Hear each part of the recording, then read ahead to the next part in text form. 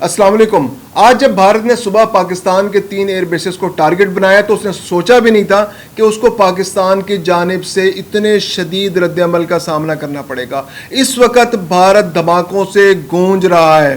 भारत के बहुत से एयर बेसेस सफास्ती से मिट चुके हैं, कई के एयर स्ट्रिप्स उड़ चुके हैं, अब वहाँ जहाज नहीं चल सकते। इसके अलावा असलहा के बहुत सारे गोदाम सफास्ती से मिट गए हैं। ब्रह्मोस मिसाइल के एक बहुत बड़े गोदाम को तबाह कर दिया गया है। दिल्ली शहर के ऊपर ड्रोन उड़ रहे हैं। दिल्ली शहर के ऊपर ड्रोन उड़ने के बाद मोदी जो है कहीं छुप गए हैं, रुपोश हो गए, वो अपनी हुकूमत से भी राब्ते में नहीं आ रहे और इतनी परेशानी उनके सामने बन गई है कि उनके पास घुटने टेकने के अलावा कोई चारा नहीं है और उन्होंने अपनी शिकस्त तस्लीम करते हुए अमेरिका और सऊदी अरब से कहा है कि वो पाकिस्तान से राब्ता करें और हालात को, कशीदगी को कम करने के लिए अपना किरदार अदा करें।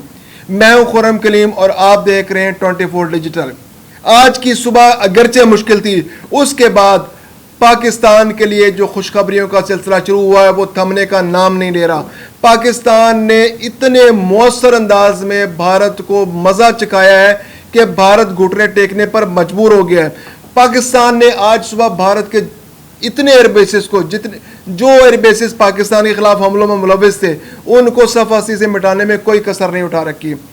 पठानकोट का एयरबेस हो, सरसा का एयरबेस हो, उधमपुर का एयरबेस हो, ये वो एयरबेसेस थे जहां से पाकिस्तान के खिलाफ हमले हो रहे थे। पाकिस्तान ने उनको तबाह कर दिया। इसके अलावा पाकिस्तान ने ब्रह्मोस मिसाइल के एक बहुत बड़े डिपो को तबाह कर दिया है।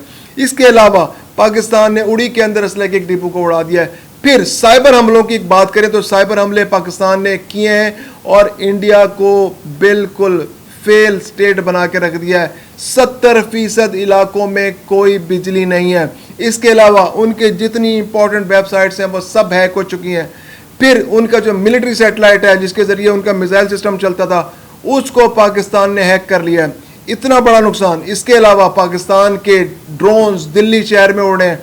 दिल्ली शहर में जो ड्रोन्स उड़ रहे हैं उसका क्या मकसद है, उसका रिजल्ट भी आपको बहुत जल्द मिलने वाला है। भारतीय वजीर आज़म मोदी घुटने टेक चुका है, उसको समझ नहीं आ रही कि वो क्या करे। फिर सबसे बड़ी बात, S-400 निज़ाम पाकिस्तान ने सफास्ती से मिटा दिया। ये वो निज़ाम है कि एक ऐसा डिफेंस सिस्टम है जिसके ज़रिए भारत को ये फ़ख्र था, ये बड़ा नाज था कि वो दूसरे मुल्क से आने वाले, यानी पाकिस्तान से आने वाले मिसाइल्स का रास्ता रोक सकता है। ये एक ऐसा सिस्टम था जो 1.5 अरब की मालियत से उसने रूस से लिया था, जिसके अंदर खूबी ये थी कि वह 400 किलोमीटर दूर से आने वाले किसी भी मिसाइल को डिटेक्ट कर सकता था। न सिर्फ मिसाइल को डिटेक्ट कर सकता था बल्कि वो एक ही वक्त में 300 से ज़्यादा मिसाइलों को ट्रैक कर सकता था और उन 300 में से भी 30 मिसाइलों को वो रास्ते में गिरा सकता था। तो ये इतनी बड़ी खूबी थी कि इतने मिसाइल अमूमन कोई भी मुल्क किसी दूसरे मुल्क पर नहीं चलाता। तो जितने भी मिसाइल अगर वो आते तो उनको इंटरसेप्ट किया जा सकता था, लेकिन उसको नहीं पता था कि उसका मुकाबला किससे है। पाकिस्तान के JF-17 थंडर जिसके ऊपर हाइपरसोनिक मिसाइल लगे हुए हैं, उस एक हाइपरसोनिक मिसाइल ने S-400 सिस्टम को तबाह करके रख दिया। वो निज़ाम जिसने भारत को मिसाइलों से बचाना था, वो पाकिस्तान के एक रॉकेट, एक छोटे से मिसाइल का सामना नहीं कर सका और तबाह हो गया। इसने भारत की कमर तोड़ दी। फिर 70% इलाके में बिजली जाना, अवाम का प्रेशर, मोदी किसी का सामना नहीं कर पा रहा, मोदी से राब्ता नहीं हो रहा, मोदी टीवी पर नहीं आ रहा, मोदी कोई इंटरव्यू नहीं दे रहा, मोदी कोई इंपॉर्टेंट मीटिंग में नहीं जा रहा। और मोदी ने क्या गनीमत जानी? मोदी ने गनीमत जानी कि उन मुल्कों से राब्ता करे जो पाकिस्तान और भारत के दरमियान कशीदगी का खात्मा करने के लिए कुछ अरसे से कोशिश कर रहे थे, यानी अमेरिका और सऊदी अरब। मोदी ने अमेरिका के वजीर खारजा से बात की और सऊदी अरब के वजीर खारजा से भारत ने बात की और उनके सामने गिड़गिड़ाते हुए कहा कि खुदा का नाम है, हमें इस मुश्किल से निकालो, हमने किस बला से पंगा ले लिया है, हम मुश्किल में फंस गए, हमारा तो मुल्क का बेड़ा गर्क हो गया, पूरा निज़ाम मुअत्तल होकर रह गया। आप हमारी तरफ से जाके पाकिस्तान से बात करें और उन्हें कहें कि हम कशीदगी में इजाफा नहीं चाहते, जो हो चुका वो हो चुका, हमने गलती की थी, अब आपने भी हम पे इतना ज़बरदस्त हमला कर दिया है तो अब हिसाब बराबर हो गया। अब देखें ना, हमारा तो, अब मोदी का तो आर्गूमेंट ये कि यार हमारा इतना नुकसान हो गया है, तो अब पाकिस्तान को समझाएं बुझाएं, उससे कहें कि अब हम एस्केलेशन नहीं चाहते। तो अमरीकी वज़ीर ख़ारजा ने और सऊदीया के वज़ीर ख़ारजा ने आज सुबह पाकिस्तानी वज़ीर ख़ारजा और नायब वज़ीर आज़म اسحاق ڈار سے رابطہ کیا اور اسحاق ڈار سے کہا کہ بھارت اب اس بات کی ضمانت دے رہا ہے, وہ گارنٹی دے رہا ہے اور وہ چاہتا ہے کہ وہ کشیدگی کا خاتمہ کرے اور جو کچھ ہو چکا وہ ہو چکا. دوسری جانب پاکستان نے بالکل کلیئر کر دیا امریکہ پہ اور سعودی عرب پہ کہ آپ کی بات سر آنکھوں پہ, لیکن آپ اچھی طرح جانتے ہیں کہ بھارت اس معاملے میں سراسر قصوروار ہے. جتنی کشیدگی پھیلی ہے اور یہ دو ایٹمی طاقتوں کے درمیان جو کشیدگی کی صورتحال اور امن خطرے میں پڑا ہے, اس کی سراسر ذمہ داری بھارت پر عائد ہوتی ہے. اور ہمیں اب بھی شک ہے کہ بھارت یہ بات کر رہا ہے لیکن اس کی ضمانت نہیں دی جا سکتی. اس نے پہلے بھی آپ کی بات کو اہمیت نہیں دی تھی, اب بھی یہ آپ کی بات کو اہمیت نہیں دے گا اور یہ ایسکیلیشن کرے گا, یہ کشیدگی میں اضافہ کرے گا. یہ وقتی طور پر گھٹنوں پر آ گیا ہے, اس کا میزائل سسٹم تباہ ہو گیا ہے, اس کے ایئر ڈیفنس سسٹم تباہ ہو گیا ہے, اس کے جہازوں کا بیڑا غرق ہو گیا ہے, اس کے ایئرپورٹس تباہ ہو گئے ہیں, اس لیے یہ گھٹنوں پر آ گیا ہے. لیکن یہ قابل اعتبار نہیں ہے اور یہ کسی وقت بھی گڑبڑ کر سکتا ہے. اسحاق ڈار نے بہرحال اپنے ہم منصبوں سے کہا کہ ہم ایک ذمہ دار ملک ہیں, ہم امن کو موقع دینا چاہتے ہیں.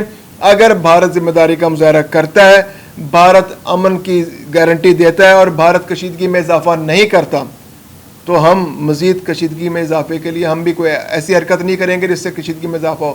ہم بھارت پر کوئی حملہ نہیں کریں گے. ہم نے جو بدلہ لینا تھا وہ ہم نے لے لیا ہے, اب ہم مزید کوئی بھی حملہ نہیں کریں گے. لیکن یہ اس بات سے مشروط ہے کہ بھارت اب کوئی شرارت نہیں کرے گا. بھارت اگر شرارت کرے گا تو اس کو اس سے بھی شدید جواب ملے گا جو ہم نے 6 اور 7 مئی کے واقعات کے جواب میں آج 10 مئی کو دیا ہے. تو بھارت انتظار کرے کہ وہ اگر پاکستان کے ساتھ چھیڑخانی کرے گا تو اس کو مزید شدید سے شدید جواب ملنے والا ہے. تو اسحاق ڈار نے حوصلہ افزائی کی ہے, امن کو موقع دینے کی بات کی ہے. پاکستان امن چاہتا ہے, پاکستان پڑوسی ملکوں پر حملہ نہیں کرنا چاہتا, پاکستان سویلینز پر حملہ نہیں کرنا چاہتا, پاکستان پڑوسیوں سے اچھے تعلقات چاہتا ہے.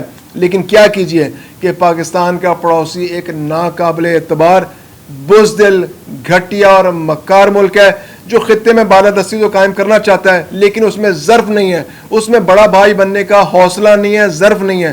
وہ گھٹیا حرکتوں کے ذریعے اپنے پڑوسیوں کا کنٹرول کرنے کی کوشش کرتا ہے, ان پہ بالادستی قائم کرنے کی کوشش کرتا ہے. اور پاکستان نے اس ملک کی اس کوشش کو خاک میں ملا دیا. پاکستان کی ایک دن کی چند گھنٹے کی ایئر سٹرائکس نے, میزائل حملوں نے صرف پاکستان کے جو سب سے کم رینج کے, جو سب سے ہمارے جو اس موبائل سسٹم کے جو سب سے چھوٹے بھائی ہیں یعنی کہ فتح ون نے بھارت کو گھٹنے ٹیکنے پر مجبور کر دیا ہے. یعنی اس کی رینج تقریباً 150 کلومیٹر ہے, اس نے ہی ایسا کام کر دیا. اس کے علاوہ پاکستان ایئر فورس کے بہت سے جہازوں کی کارکردگی بہت عمدہ اور شاندار رہی.